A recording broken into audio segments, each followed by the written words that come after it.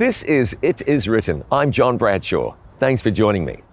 In May of 2013, the jackpot in the United States Powerball lottery reached a massive $590 million. People who normally did not buy lottery tickets were lining up to buy them all across the fruited plain.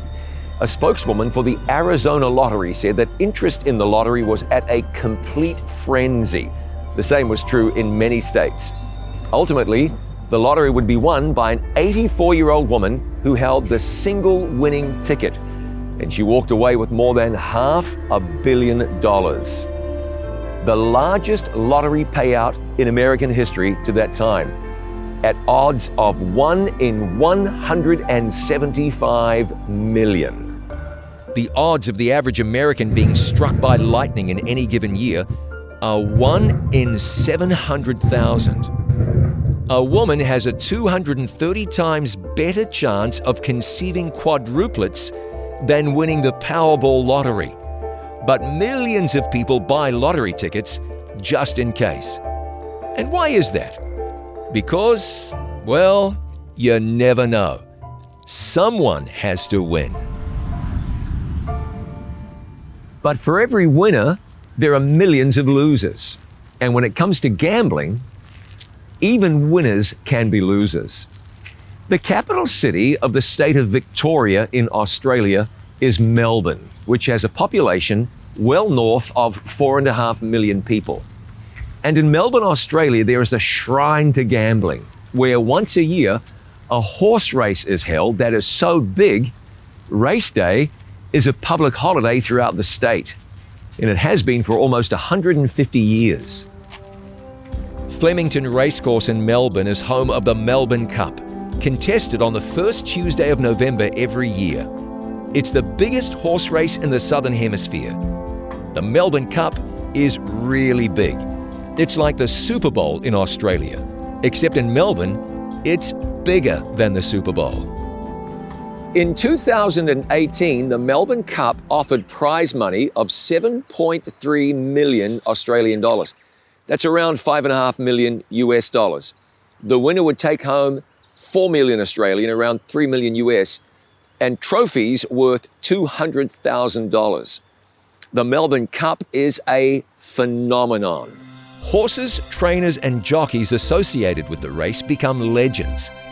The first Melbourne Cup was won in 1861 by Archer, who won again the next year. The day after Archer won that first Melbourne Cup, he ran in and won another race over 2 miles.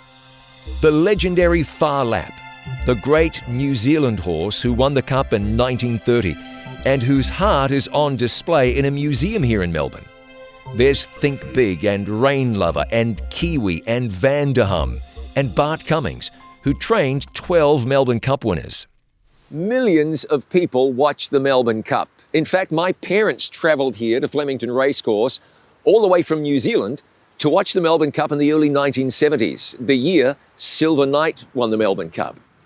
But as glamorous as this all undoubtedly is, you've got the colour and the pageantry and the magnificent horses. As glamorous as it is, there's another side of this that we simply cannot ignore. What we're dealing with here is gambling, and part of the problem with a horse race being such a glamour event is that it normalizes something that has been described again and again as being a curse on society. Now, while gambling undoubtedly employs a lot of people, generates a lot of economic activity and drives tourism, gambling has a dark underbelly, takes a very high personal toll on a lot of people. It seems that wherever you have gambling, crime is not very far away. Certainly, horse racing over the years has been plagued by crime and corruption and scandal. It is believed that the great Kiwi horse Far Lap was killed by interests who didn't want to see him race in the United States. Gambling in sport goes way beyond horse racing, and therefore, so do the scandals. In 1919, players on the Chicago White Sox in the infamous Black Sox scandal were paid by gamblers to throw baseball's World Series. An NBA basketball referee served time in prison for fudging calls in games on which he had bet money. Cricket has been repeatedly challenged by scandals related to match fixing and gambling. It's happened in snooker and soccer and tennis. Now, the objection to this is, gambling's just harmless fun. It's enjoyed by a lot of people. Well, it is enjoyed by a lot of people. It might even be fun, but it surely isn't harmless. And the values promoted by gambling simply don't line up with the values of the Bible. And gambling addiction is a major issue. People can easily get hooked on gambling, and they do. And that causes massive problems. One of the problems with gambling is that it's everywhere. Whether you're in Las Vegas or Dubai or New York City or here in Melbourne or in a little out-of-the-way small town somewhere on the fruited plain, there's gambling. And internet gambling. And it's socially acceptable. And it seems as though everyone's doing it. In just a moment, we'll meet somebody who's had a lot of experience with gambling. Experience that demonstrates just what gambling can do to a life. I'll be right back.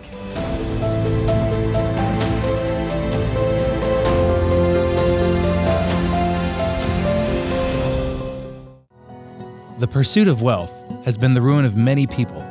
God promises to bless His people financially, but often God's blessings can turn into a curse. Get your free copy of God Will Provide and learn the recipe to financial success. Call 800-253-3000, 800-253-3000. You can write to the address on your screen or visit us online at iiwoffer.com. Get God Will Provide, iiwoffer.com. Planning for your financial future is a vital aspect of Christian stewardship. For this reason, It Is Written is pleased to offer free planned giving and estate services. For information on how we can help you, please call 800-992-2219. Call today or visit our website, hislegacy.com. Call 800-992-2219. Thanks for joining me today on It Is Written. I'm John Bradshaw. Australia is a sports-mad country. The biggest horse race in the Southern Hemisphere is the Melbourne Cup, first Tuesday of November.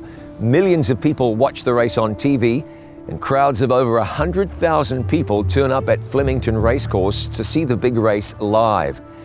The Melbourne Cricket Ground, the MCG, is Australia's cathedral of cricket. It's also the home of Australian rules football. Aussie football, a lot like Gaelic football. For the uninitiated, it doesn't make a whole lot of sense. Rugby league is also big in Australia. And along with sports like these, Australians gamble on lotto and scratch cards and at casinos.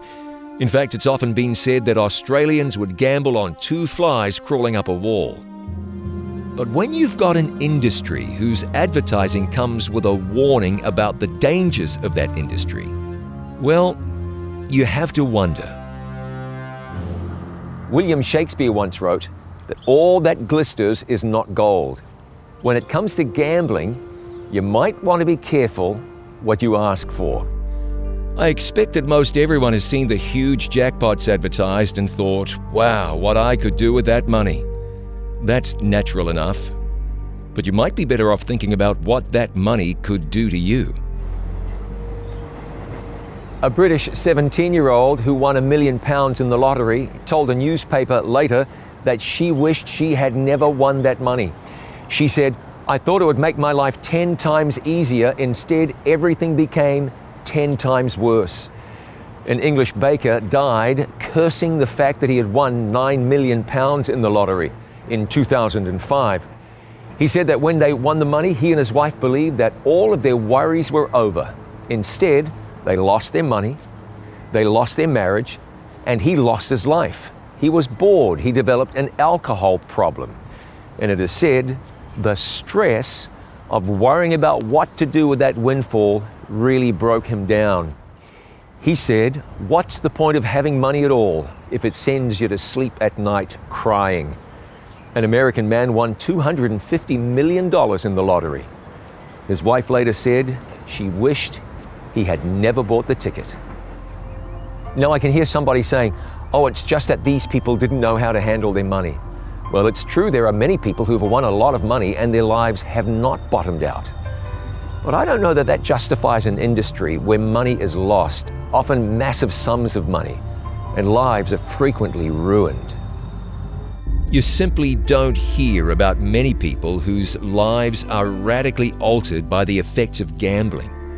Children who don't eat because their parents lost money at the casino. Lives that spiral out of control owing to gambling addiction and gambling debts. Crimes that are committed. A massive rearranging of priorities. But even if you don't lose, gambling affects your life.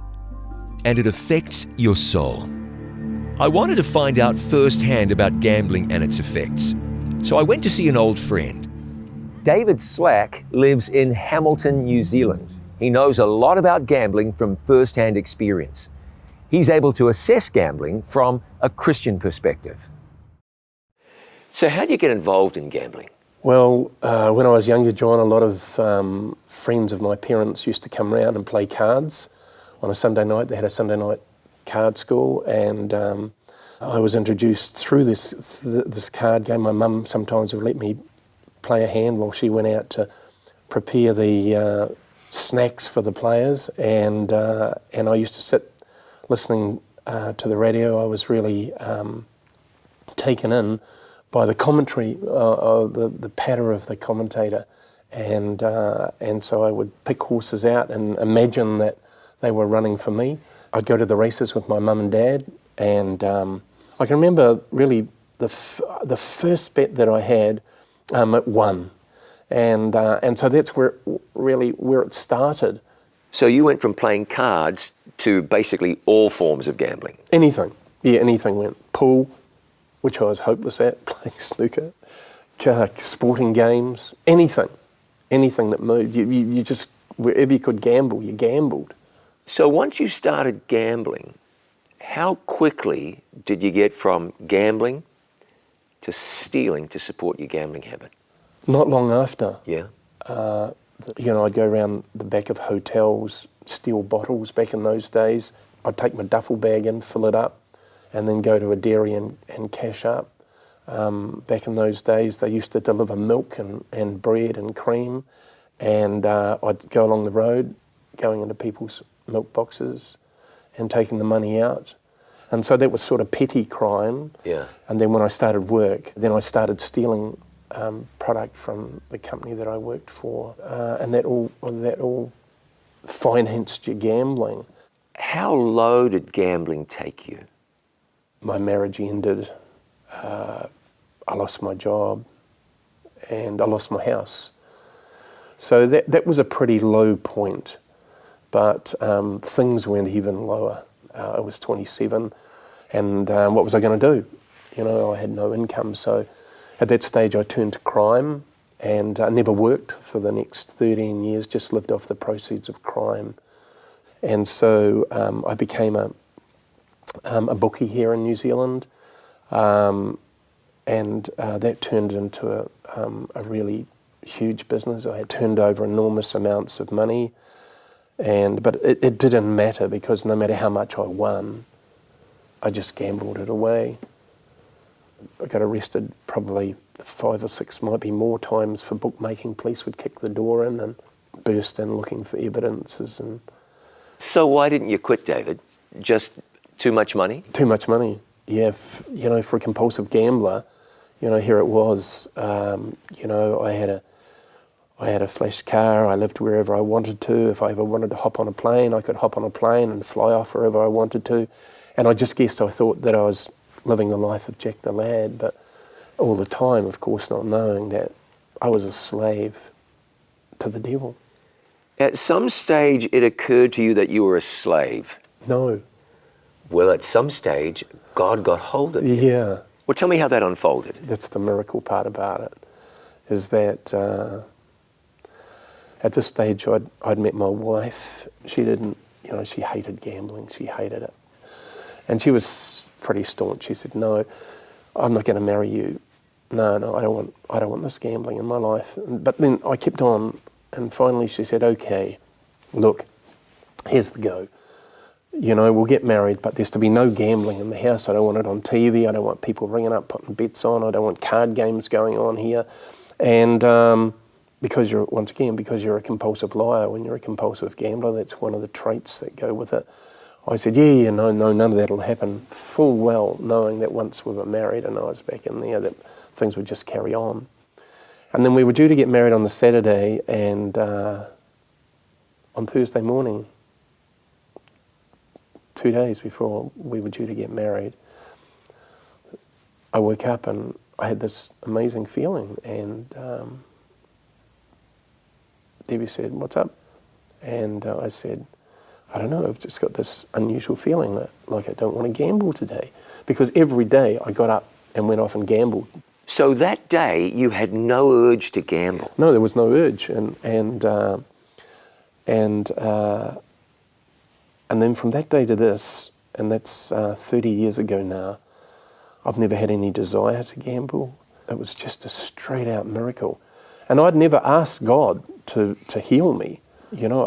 I was really full on in the life that I was living. So how could this have happened? Was somebody praying for you? Well, after we got married, and Debbie didn't say anything on that morning when I woke up. And then about a couple of weeks later, she said to me, I prayed. And I said, what? What do you know about prayer? Because she liked going to nightclubs and parties and things like that, And I said, what did you say? And she said, if there's a God out there, I really don't want to marry David as a gambler. And I've tried to change him, but I can't. He doesn't listen to me. And if you could do that, I'd be really grateful. And so this was from someone who didn't really know anything about God. And yet God answered her prayer. Yeah, God answered her prayer. Amazing, just an amazing miracle. Yeah. I still look back every day, I'm so grateful that she prayed that prayer. So what about people who were not or are not problem gamblers? What about them? I haven't met many of those, John. I haven't, I guess they're around somewhere, but I haven't met really too many of the recreational gamblers. The vast majority of gamblers that I know are compulsive gamblers. I had a friend who was a heroin addict. My best friend was a heroin addict. And, the poker machines are the heroin, they're the heroin addiction of the gambling industry. They're geared to suck your money out. So what do you say to somebody who's struggling with gambling and has heard your story? Number one, there's hope. At Gamblers Anonymous that I'm involved in now, when people ask me what's the best thing that's happened to you since you stopped gambling, I say freedom. I'm a slave no longer. And this, following the 12-step program gives you all of that. That's the most successful way, and embracing Jesus. That's really the key to it, the change of life. There really is no other way. There was no other way for me. I was just going to continue on and as I was in my gambling career. And Jesus changed my life. And so it's the same, it can happen for anyone.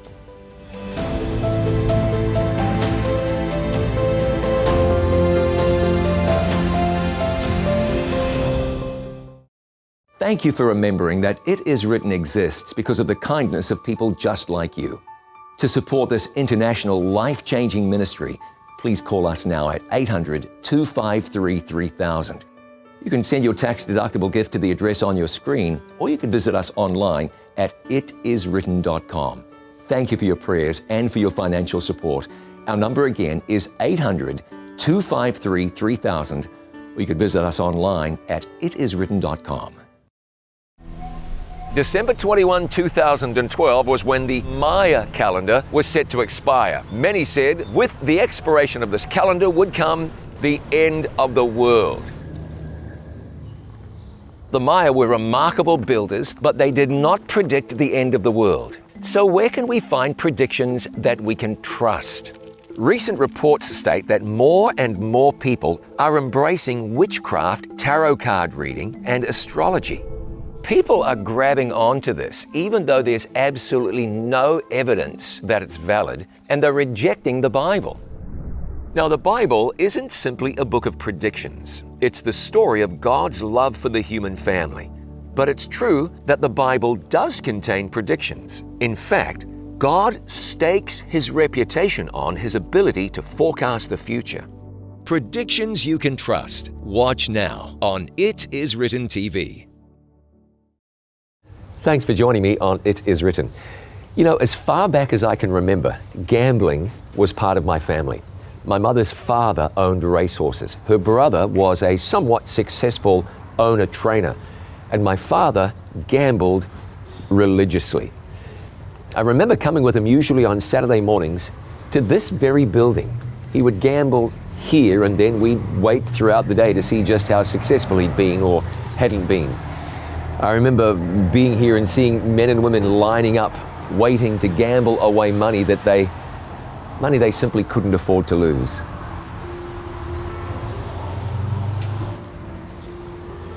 Now, my dad never ever bet large sums of money.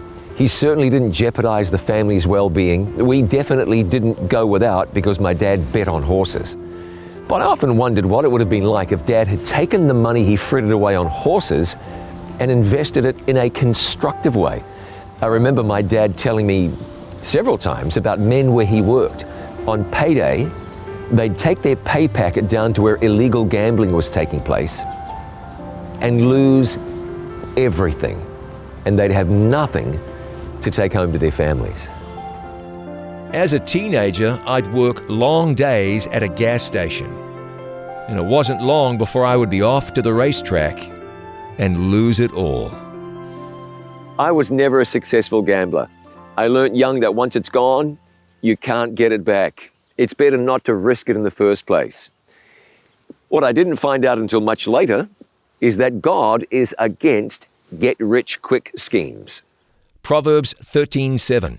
There is one who makes himself rich, yet has nothing. And conversely, there is one that makes himself poor, yet has great riches. God cautions against get-rich-quick schemes, that desire to get a lot in a very short period of time. And that's what motivates a lot of gambling and a lot of gamblers. You see, there's a commandment that pretty well everybody forgets. It's the 10th commandment. It says, "Thou shalt not covet." That's Exodus 20:17. Hebrews 13:5 says, "Let your conduct be without covetousness." Covetousness, according to the Apostle Paul, is idolatry. Now, of course, we need money, and it's great to have excess. But a prime reason for excess is so that it can be used to bless others. We are stewards of what God gives us. When money becomes your God, you've got real problems. You break the 10th commandment, you're breaking the first commandment, which says, "Thou shalt have no other gods before me." Proverbs 3:9 says, "Honor the Lord with thy substance, and with the firstfruits of all thine increase." That means that what we've been given by God has been given for the purpose of honoring God. Throwing money away gambling certainly is not honoring God. Jesus said in Matthew 6:21, "Where your treasure is, there will your heart be also." Gambling, like a number of other things, helps you to see where your treasure is, and therefore where your heart is. 1 Timothy 6:9 and 10 says, "Those who desire to be rich fall into temptation and a snare, and into many foolish and harmful lusts, which drown men in destruction and perdition. For the love of money is a root of all kinds of evil, for which some have strayed from the faith in their greediness, and pierced themselves through with many sorrows." How many people do you think, desiring to win the big one, have pierced themselves through with many sorrows? This is a lot like Proverbs 28:22, which says, "He that hasteth to be rich hath an evil eye, and considereth not that poverty shall come upon him.